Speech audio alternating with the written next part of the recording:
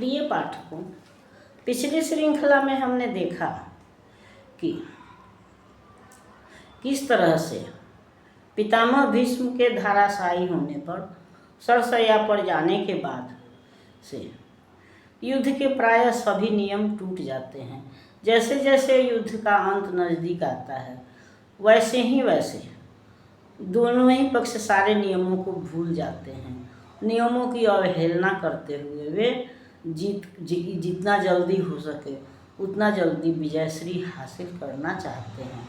और यही कारण है कि भीष्म पितामह भी सरसैया पर नियम के विरुद्ध ही गए और उसी तरह से अभिमन्यु का वध हुआ, कर्ण की मृत्यु हुई, द्रोणाचार्य की मृत्यु हुई, इस तरह से सात्यकी की मृत्यु हुई। तो ये सारे जो घटनाएं हैं, यहाँ तक कि दुर्योधन और दुशासन की भी मृत्यु नियमों की अवहेलना करके ही हुई, क्योंकि गदा युद्ध में जंघा पर वार करना निषिद्ध है। लेकिन प्रतिज्ञाबद्ध भीम ने जो है वह दुर्योधन की जंघा पर प्रहार किया और दुर्योधन इस तरह से घायल होकर गिर पड़ा। यहाँ तक कि जब महाभारत का अंतिम दिन था, युद्ध समाप्त हो चुका था, वैसी स्थिति में द्रौपदी के सोए हुए 5 पुत्रों को अश्वत्थामा ने सोए में मार दिया। और यह क्रूरता की पराकाष्ठा थी कि सोए हुए बालकों को, यहाँ तक कि बालकों की कौन कहे, उसने तो उत्तरा के गर्भ पर भी तीर चला दिया था, जिसमें कि परीक्षित जो है वह भगवान कृष्ण की कृपा से बच गए। और इसी कारण भगवान कृष्ण ने अश्वत्थामा का मणि भी छीना था और उन्हें आज अमरता का वरदान तो दिया था, लेकिन इसके साथ ही साथ उनको दुख भी दिया था, दुखी ही जीवन जीना था। तो इस तरह से हम देखते हैं कि महाभारत के अंत तक सारे नियम जो हैं, जो सारे धर्म और अधर्म की परिभाषा है, वो समाप्त हो जाती हैं। और यह समाप्ति जो है वह पितामह भीष्म सरसैया पर थे, लेकिन समाचार तो उन्हें सब मिलता रहता था।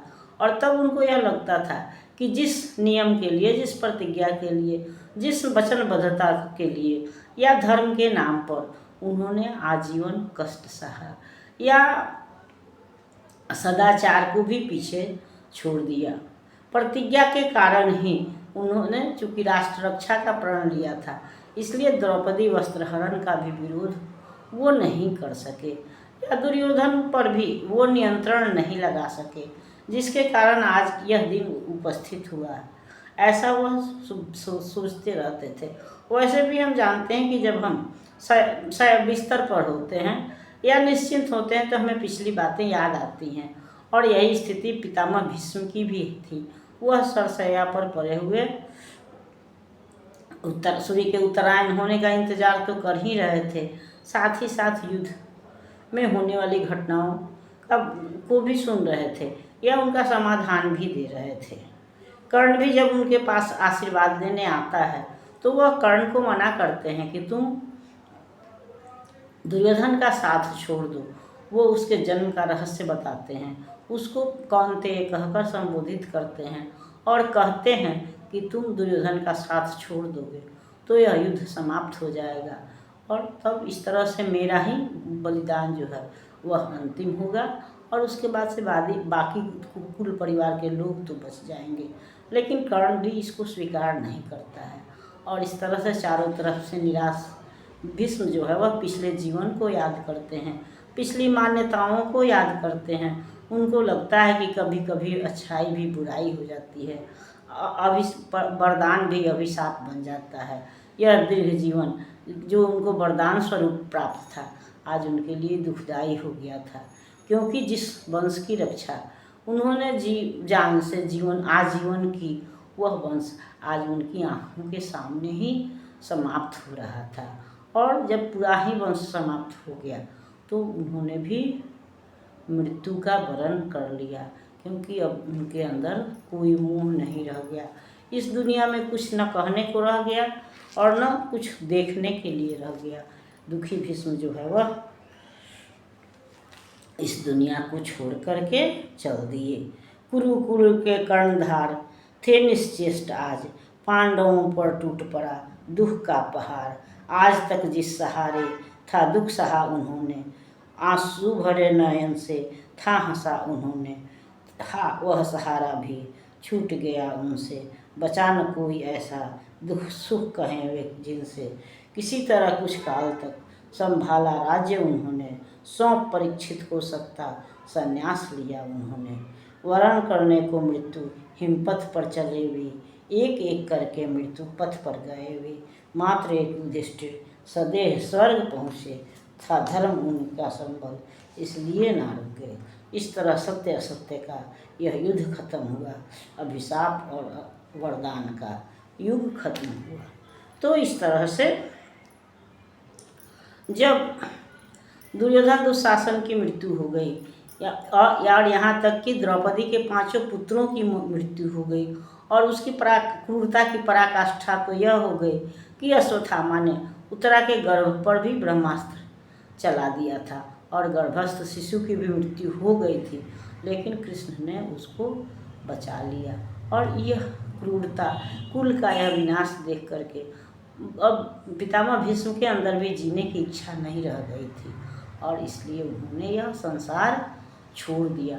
और पितामह के मरते ही पांडव जो है, ऐसे भी तो पूरा परिवार तो नष्ट हो ही गया था, एक पितामह भीष्म बचे हुए थे जो दोनों कुलों के सहारा थे।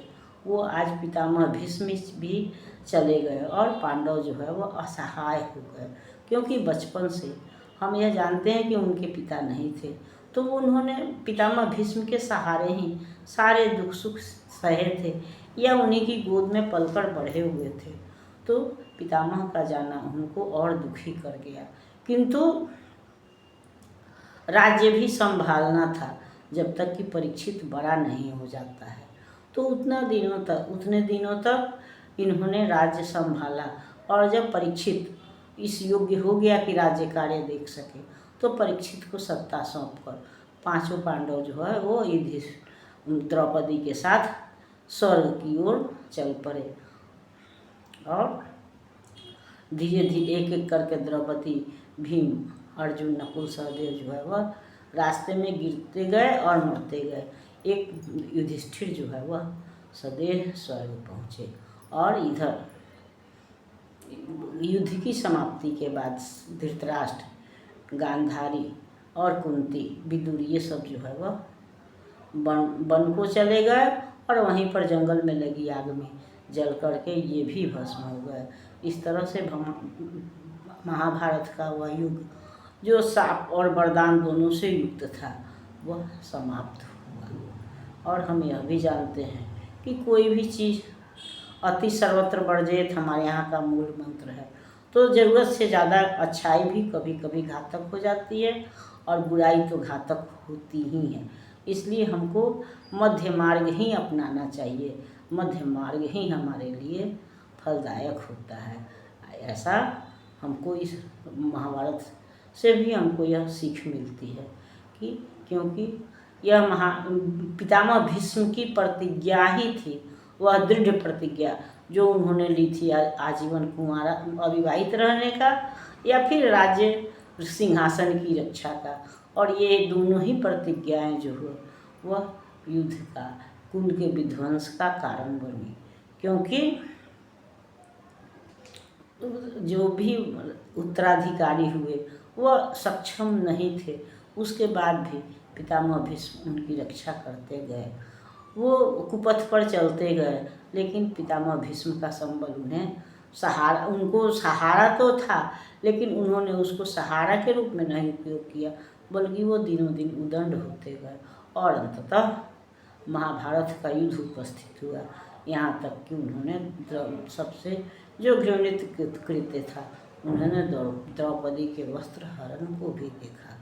तो इस तरह से यह अभिशाप और वरदान का युग, महाभारत का युद्ध या महाभारत का युग समाप्त हुआ। अगली श्रृंखला में हम अगली रचना पर विचार करेंगे। तब तक यह श्रृंखला आपको पसंद आती है तो लाइक कीजिए, सब्सक्राइब कीजिए। मिलते हैं अगली श्रृंखला में, तब तक के लिए धन्यवाद।